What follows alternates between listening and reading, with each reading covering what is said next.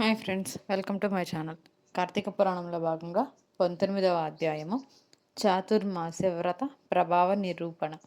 ఈ విధంగా నైమిసారణ్యమందున్న మహామునులందరూ కలిసి చిదానందుని స్తోత్రం చేసి పిమ్మట జ్ఞానసిద్ధుడను ఒక మహాయోగి, ఓ దీనబంధవ, వేద వేదవ్యాధుడవని వేదవ్యాసుడవని, అద్వితీయుడవని, సూర్యచంద్రుని వలె నేత్రాలు గలవాడవని, సర్వాంతర్యామివని, బ్రహ్మ రుద్ర దేవేంద్రాదులచే సర్వదా పూజింపబడవాడవనివి, నిత్యుడవని, నిరాకారుడవని, సర్వజనులచే స్తుతింపబడుతున్న ఓ మాధవ, నీకివే మా హృదయపూర్వక నమస్కారములు.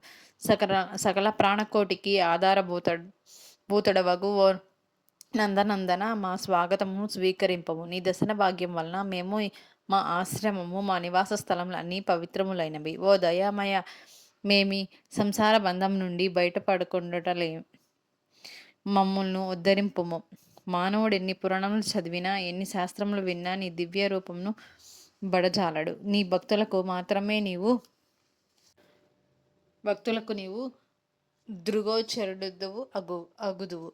ఓ గజేంద్ర రక్షక, ఉపేంద్ర, శ్రీధర, వృషికేశ, నన్ను కాపాడుము అని మైమర్చి స్తోత్రం చేయగా, శ్రీహరి చిరునవ్వు నవ్వి, జ్ఞానసిద్ధ, నీ స్తోత్రమున నేను ఎంతయో సంతసించుదుని. నాకు ఇష్టమైన పట్టణమును కోరుకొనుము, నీకు ఇష్టమైన వరమును కోరుకొనుము అని పలికెను. అంత జ్ఞానసిద్ధుడు ప్రద్యుమ్న, నేను ఈ సంసార సాగరం నుండి విముక్తుడను కాలేక శ్లేషమున పడిన ఈగ వలె కొట్టుకొనుచున్నాను. కనుక నీ పాదపద్మములపై నా ధ్యానం నుంచుట వల్ల అనుగ్రహింపము, మరేదియూ నాకక్కర్లేదు అని వేడుకొనెను. అంతా శ్రీమన్నారాయణుడు, ఓ జ్ఞానసిద్ధుడా, నీ కోరిక ప్రకారం అటులనే వరమిచ్చితిని. అదియుగాక మరొక వరం కూడా కోరుకొనుము, ఇచ్చెదను. ఈ లోకమందు అనేక మంది దురాచారులై, బుద్ధిహీనులై అనేక పాపకార్యములు చేయుచున్నారు. అట్టి వారిల పాపమును పోవుటకై ఒక వ్రతమును కల్పించుచున్నాను.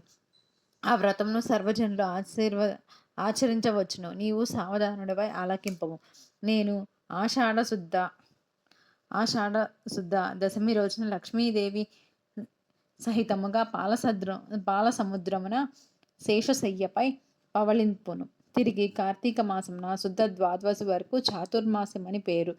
ఈ కాలంలో చేయు వ్రతము నాకు మిక్కిలి ప్రీతికరము. ఈ వ్రతము చేయు వారులకు సకల పాపములు నశించి వారు నా సన్నిధికి వత్తురు.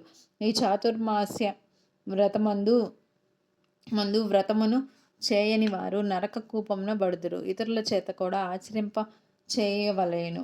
దీని మహత్యమును తెలిసియుండెను వ్రతము చేయని వారికి బ్రహ్మహత్యాది పాతకములు కలుగును. వ్రతము చేసిన వారికి జన్మ జర వ్యాధుల వలన కలుగు బాధలుండవు. దీనికి నియమితముగా ఆషాఢ శుద్ధ దశమి మొదలు సౌఖములను, శ్రావణ శుద్ధ దశమి మొదలు పెరుగును, భాద్రపద శుద్ధ దశమి మొదలు పాలును, ఆశ్వీజ శుద్ధ దశమి మొదలు పప్పు దినుసులను విసర్జించవలెను.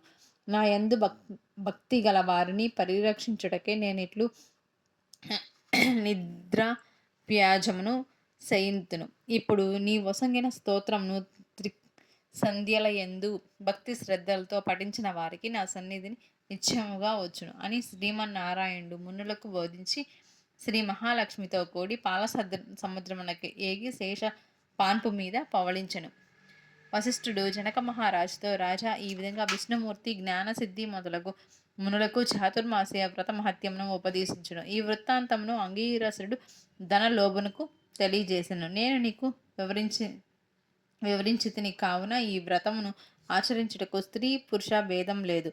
అన్ని జాతుల వారిని చేయవచ్చును. శ్రీమన్నారాయణుని ఉపదేశం ప్రకారం ముని పుంగవులందరూ ఈ చాతుర్మాస్య వ్రతమును ఆచరించి ధన్యులై వైకుంఠమునకు ఎగిరి.